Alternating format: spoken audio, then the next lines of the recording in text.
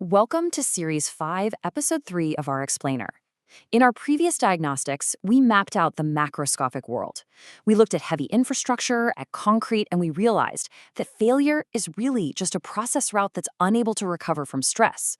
Well, today, we're shrinking the lens. We're going down through the aggregates, down through the cement chemistry, and straight into the invisible highway of molecular pathways. Today, we're exploring exactly why chemistry only truly works when geometry agrees. For decades, textbook chemistry has been framed as this sort of game of random collisions. Atoms bump together, bonds break, and products just magically appear. But nature doesn't simply roll molecular dice. Chemistry is not just collision, it's admissible rearrangement. The geometry has to actually provide the system with somewhere stable to go. Section 1. The microscopic scale, shrinking the lens. So, the scale has drastically changed, but the fundamental rule of stability hasn't changed at all. A chemical collision is really just the opening of a negotiated structural process. If two molecules collide, but the resulting geometry forces them to hold on to too much strain, they're just going to scatter into unstable fragments. The reaction fails. And it doesn't fail for a lack of energy, it fails for a lack of a stable destination. Section 2. Rethinking the chemical bond beyond the stick.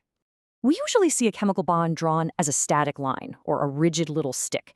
But that line is merely a symbol. In reality, a bond is a local persistent state.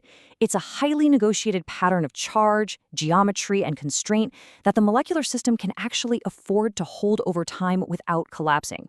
When atoms approach each other, their surrounding fields deform. They have to settle into a shared, stable contour. If the geometry can't shed that stress, well, the bond is just a fleeting, failed promise. As the rule states, a bond is not just what connects atoms, it is what the geometry can keep stable. Section 3. The geometry of chirality, the mirror test. Now, consider two molecules that contain the exact same atoms, the exact same bonds, and the exact same chemical formula, but they're formed as non-superimposable mirror images of each other. Think of your left and right hands. The left-hand route might align perfectly with a biological receptor, settling into a low-friction pathway without triggering any defensive stress. But that right-hand route fails to align. It might behave weakly or even dangerously within that exact same biological infrastructure. Nature is a rigorous auditor. Identical recipes produce vastly different results if the route doesn't fit. And chirality perfectly proves that chemistry does not only care what something is made of, it cares how the geometry arrives. Section 4. Catalysts as molecular infrastructure. A catalyst doesn't just conjure energy out of thin air. It actually provides a precise physical pathway. First, it physically orients the reactants. Second, it stabilizes those highly stressed transition states. And third, it opens a lower barrier route. This drastically reduces the wasted coherence cost, allowing the reaction to proceed without destructive strain. So, simply put, a catalyst is molecular infrastructure. Imagine a beautifully polished surface smoothly guiding a molecule into perfect alignment.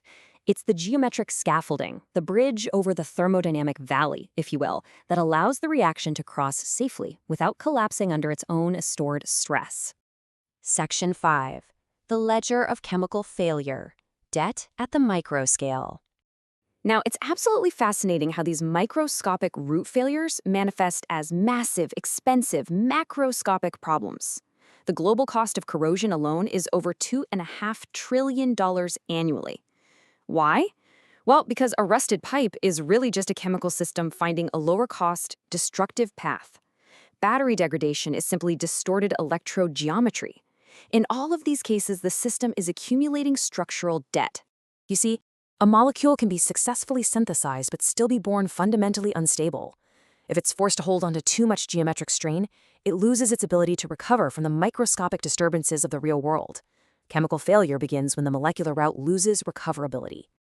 Section 6. Root stability under constraint, the Series 5 diagnostic. When we apply a clinical lens to a chemical system, we have to ask 4 crucial things. What stress is being stored as structural strain? What recovery is delayed when a molecule fails to relax? What cost is exported down the line into lower yields? And finally, what ultimate collapse is being paid for invisibly? A reaction is only truly successful when the root can sustainably keep what formed. Things like energy, temperature, pressure, and concentration, they all absolutely matter. But none of that secures the final result unless the product can geometrically relax into a stable state. Nature does not only count ingredients, it tests paths. And this concept of route stability is entirely scale-free. We've seen it in heavy concrete, and we've now seen it in microscopic bonds. Moving forward in this explainer series, we're going to apply this exact same diagnostic of constraint to soil chemistry, to complex energy grids, and eventually even to the stability of human institutions. Look at the physical objects around you today. The screen illuminating this explainer, the battery powering it, the very cells in your body. Does all of this exist simply because atoms happen to bump into each other in the dark? Or does the fabric of our reality persist precisely because geometry provided those atoms a stable place to go? Keep questioning the structures around you.